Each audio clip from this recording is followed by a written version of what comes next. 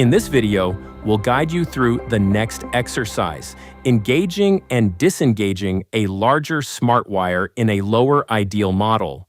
We'll be working with the lower ideal model labeled 6-L.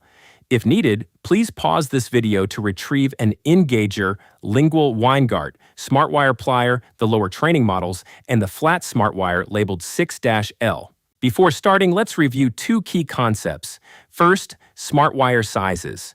There are three sizes: 014, 017, and 020.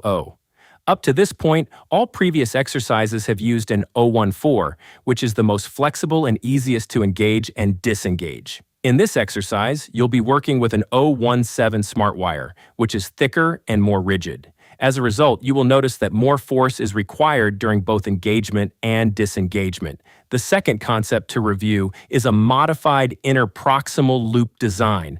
In narrow interproximal situations like shown in the image in the center, there may not be enough space for a standard shoulder-to-shoulder loop where it collides with itself and causes a space to form. In these cases, the loop may extend from the shoulder of one locket to the leg of the adjacent locket, which you can see in both the left and right images. Engagement and disengagement technique is the same as previously discussed for this modified loop design.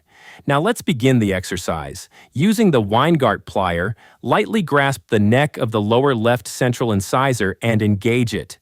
Remember that the lower central incisor lockets have holes in them to distinguish between the upper and lower Smartwires, while you are free to start the engagement process on any bracket. The central incisor or first premolar are the most common starting points for engagement, as they are easy to identify and access. Proceed with engaging all the brackets using the same technique discussed in earlier videos. Seat the locket with the Weingart plier, position the engager with proper angulation, and push on the bend of the engager with your non-dominant hand. The primary difference you'll notice with the larger Smartwire is that it feels stiffer where it doesn't stretch as easily, and it may require a little more force to engage each locket.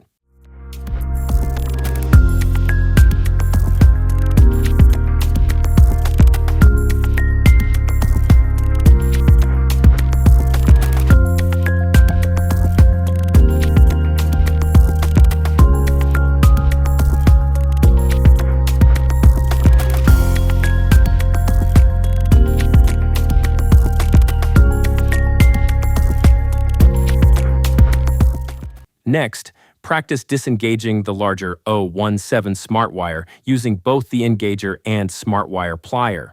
We'll begin with the engager technique.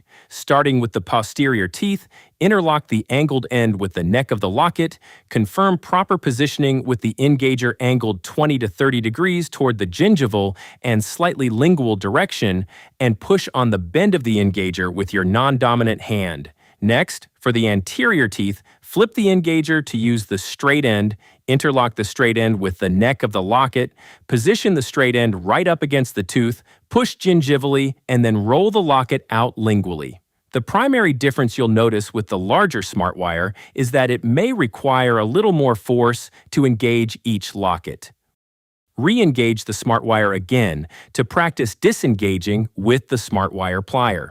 With the Smartwire plier, for each bracket position, the tips behind the neck of the locket and gingival tab, gently squeeze and roll lingually to disengage.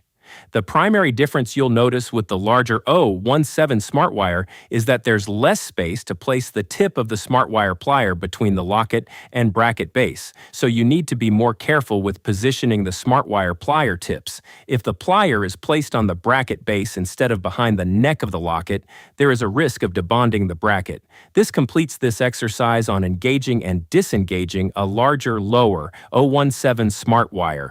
We recommend repeating this exercise a few times until you feel comfortable before moving on. In the next video, we'll guide you through using a larger Smartwire in the upper arch.